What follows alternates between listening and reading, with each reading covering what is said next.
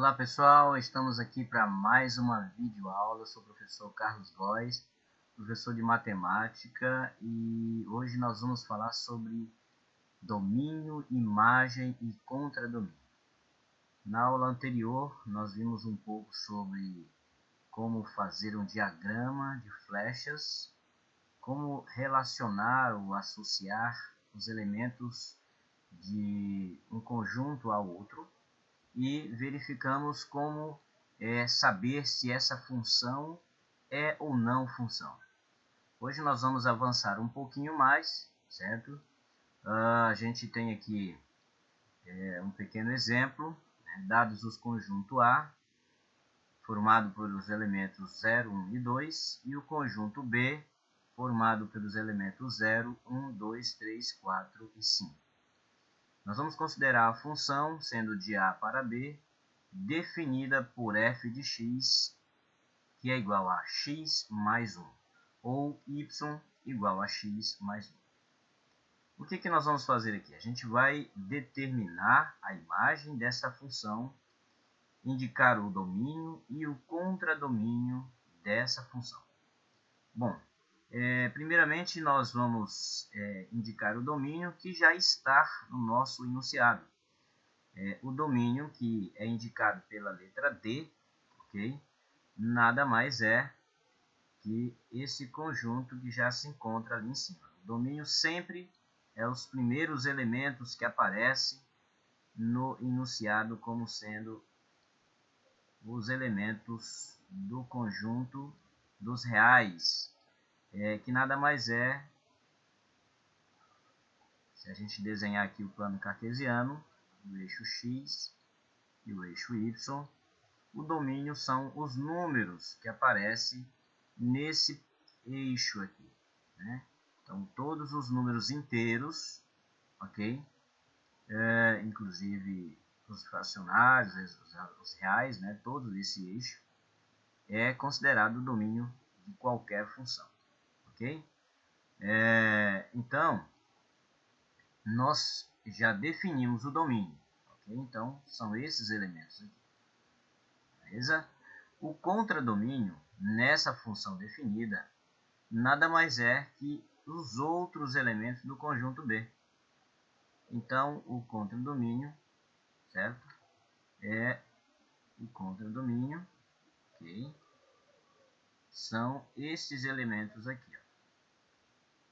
O 0, 1,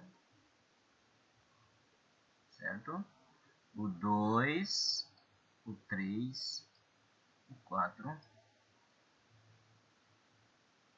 e o 5.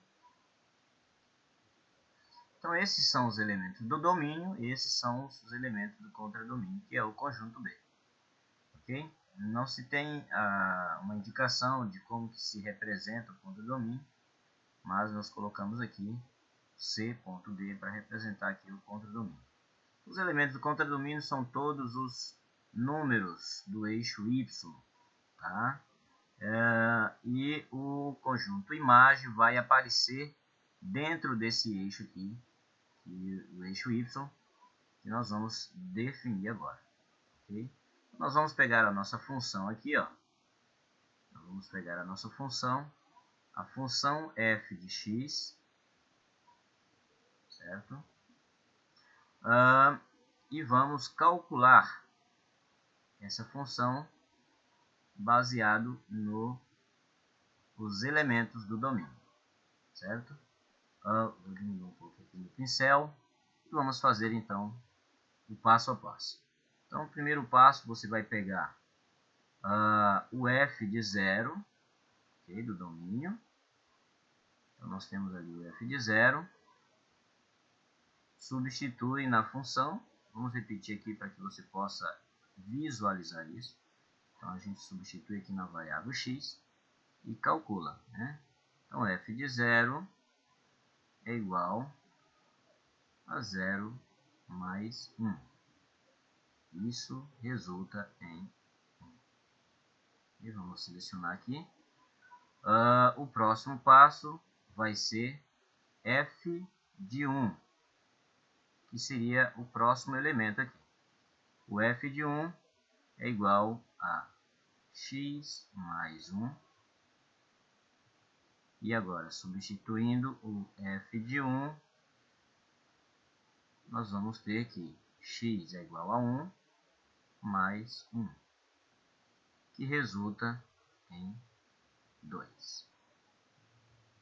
Ok? Agora a gente pode continuar, já de forma direta, f de 2 é igual a 2 mais 1,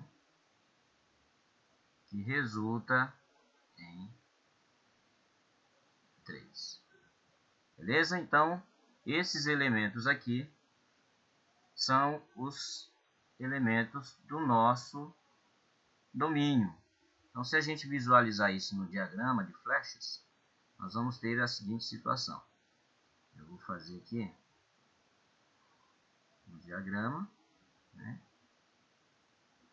do conjunto A, o diagrama do conjunto B, e vamos colocar aqui os elementos do domínio. Então, nós temos 0, 1 e 2. Okay? O contradomínio nós temos 0, 1, 2, 3, 4 e 5. Vamos mudar a cor para a gente visualizar então a nossa associação, né? Vamos verificar aqui. De 0 resulta no 1. Então, 0 conecta com 1. Ok?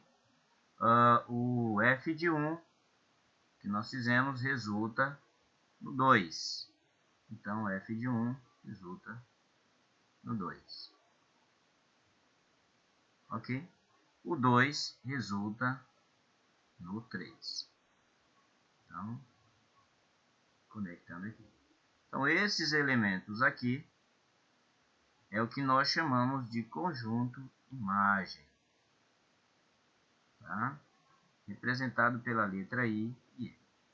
Ok? Então, vimos aí o que é o domínio, certo? O contradomínio.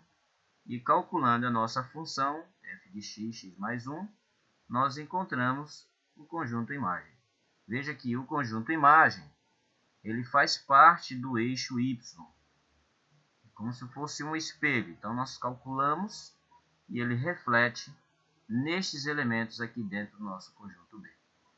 E se nós fôssemos dizer ou verificar se esse conjunto é função, então nós diríamos que sim, pois cada elemento se associou a um único elemento do conjunto destino, não sobrando assim nenhum elemento no primeiro exemplo. Ok, galera? Então, mais uma videoaula aí falando sobre funções, e aí fica na sequência um exemplo bem prático e um exercíciozinho para você se divertir e praticar esse assunto que é bem bacana aí na parte inicial do ensino médio. Um grande abraço, tchau!